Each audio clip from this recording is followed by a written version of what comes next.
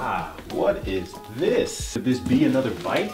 Could this really be another bike? It says fragile, so let's see what's inside. We know it's from China, and yeah, let's crack this bad boy open here. Lordy Lord. Ooh, we have handlebars. Handlebars are good. I'm guessing these are some parts. Packaging is pretty decent.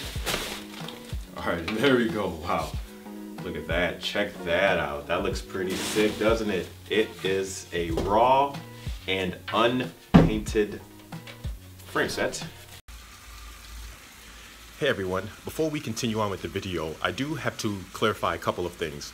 So number one is, since the timing of this video, it appears that Dengfu have increased the prices of the frame sets across the board. So whatever price I mentioned in the video today might be slightly different than what's on the website. And number two is it appears that the color of the frame may not actually be some sort of raw carbon finish. It might in fact just be paint primer that Dengfu uses, then afterwards they sand down before they send out to the customers. So with that being said, let's continue on with the video. Yo, welcome back to the channel, boys and girls. That's correct, we do have another frame set here in the studios today. And by studio, I mean my living room. In today's video, guys, we're gonna be doing an unboxing and first impressions of my Dengfu R12 Aero frame set in this amazing raw carbon unpainted finish. Full disclosure, for both the frame set and all of the accessories, I did pay full price with my own hard-earned money, and I went through the same exact process as a typical customer would. So no, I did not reach out to Dengfu for the sake of this review. And in this video, guys, we're going to be discussing 6 points. Number one is who exactly is Dengfu. Number two, why I chose to purchase a Dengfu Aero frame set in the disc brake version, of course. I figured if I was going to go into the world of disc brakes, I might as well jump right in. Number three, we're going to go over the specs and pricing of the frame set. Number four, the ordering process. Number five, my overall first impressions of the frame set and the accessories. And number six, my plans for building up this bike. So let's get started. So number one, who is Dengfu? Well, if you spent any time on the online bike forums or Reddit, you know that when it comes to quality budget frames out there coming from the Far East, Dengfu usually comes up with the likes of both Yo-Yo and VeloBuild. Now, Dengfu is an open mold bike manufacturer coming out of China, and they offer a variety of complete bikes, frame sets like aero frames, mountain bikes, and even TT frames, as well as all the accessories you'll need to build up your bike. And they also offer painting services for a fee, and you can buy the frames completely unbranded, which I think is pretty cool. Moving on to the next point, point number two, why I chose to order a frame set from Dengfu. Well, what if you can't or don't have the budget for a $5,000 or even a $2,000 frame set? What are your options? And can you actually get a quality frame set for under $1,000?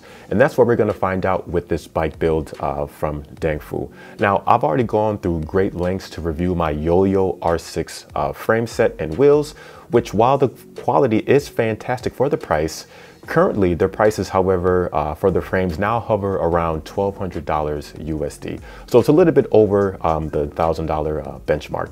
And lastly, there just really aren't a lot of videos that I've seen out there that speak on Dengfu, either their completed bikes or even their frame sets. So I'm hoping that with my personal experience, it can be helpful, especially when it comes to deciding your next quality frame set purchase. Number three, moving on to the specs and pricing of the frame set. So first with the frame set. So like I said, the frame set is an R12 Aero frame set. It's fully carbon. Now don't confuse Dengfu's R12 model with the same as Yo-Yo's R12. They are not the same. Some of the details are different, and the dimensions of each of the frames and the geometry is completely different. So they are not the same. Now at the time of this video, this frame set costs $550 USD. I went with a size 54 centimeter frame set. For reference, I am 6 feet tall and I weigh about 74 kilograms or about 164 pounds. Now, sizing is all over the place when it comes to these cycling brands. So it's best to just take your stack and reach measurements and figure out and decide on which the frame and geometry closely fits those specs. Now, moving on to the handlebars. Now, the handlebars are included in the price, which is really cool. You figure for $550. The ones that I went with was the HB015 integrated handlebars, fully carbon. The specs on these is 400 millimeter width, 110 millimeter length for the stem. The angle is a -10-degree angle. The reach is 84 millimeters and the drop is 128 millimeters. Now, being that the handlebars are integrated, of course, that means we're gonna have to do fully internal routing, which should be interesting.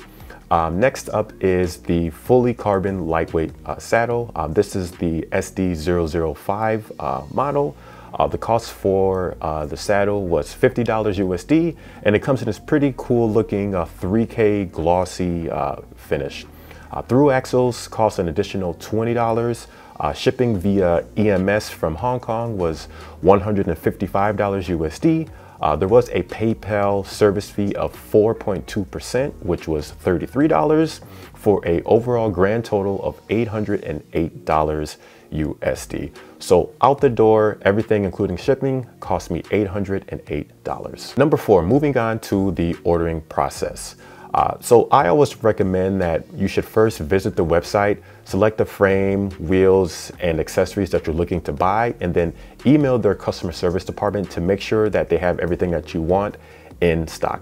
Once you confirm your order and that everything you need is in place, you can go ahead and make your purchase via PayPal. Now, when it comes to the ordering process, there are 2 points of criticism that I do want to address. Number 1, when I initially emailed Dengfu, I asked them and told them that I wanted a size for the integrated handlebars of a 400 millimeter width with a 120 millimeter length stem. They told me at the time that the handlebar was in stock. So I made my purchase and we moved forward.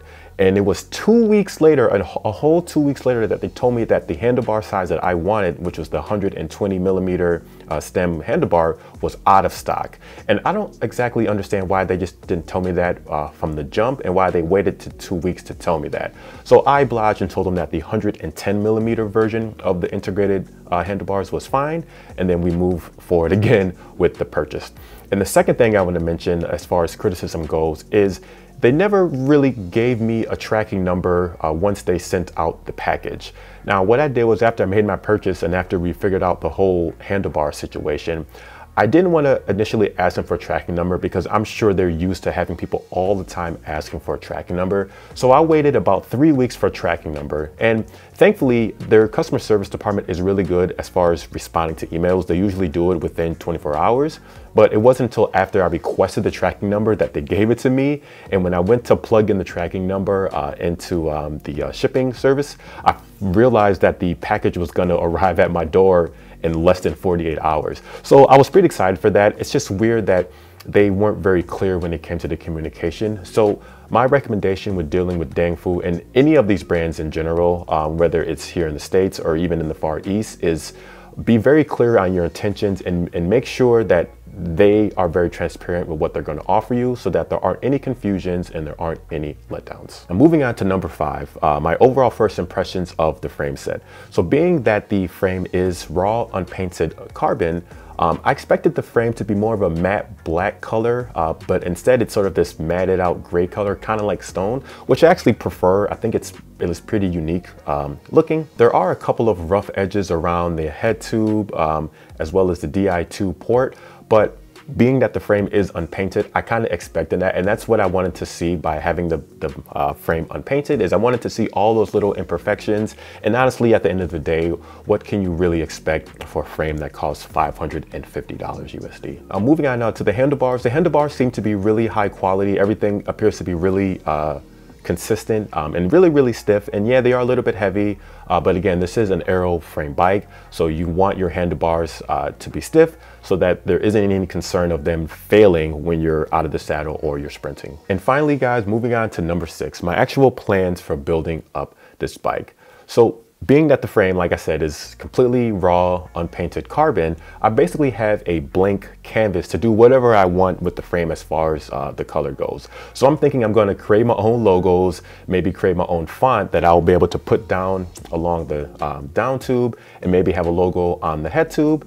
And then to preserve the look of the raw carbon, because the look is really cool, I'm going to take the frame to a professional paint sprayer and then have them do some sort of 2K glossy clear coat protection on it, because I think it'll be really cool, especially when it's glossy, and you'll still be able to see through to all of the raw carbon details, because in my opinion, it is really, really cool. Let me know in the comments down below what you guys think about what I plan to do for the color and logos on this bike. I'm open to all opinions, and I would love to hear from you guys, the viewers. But overall, guys, I'm really excited and looking forward to building up this bike. Being that it is something I'll be able to kind of put my own special mark on, it'll be exciting to see how this is going to look when it's all finished. And being able to do these kind of reviews and pay for these things with my own money, I really owe it all to you guys, the viewers and the supporters out there, both on YouTube and on Instagram. So thank you for your continued support. And as always, if you have any questions, comments, or concerns, please feel free to leave them down below, and I will check you guys on the next one. Thanks for watching. Peace.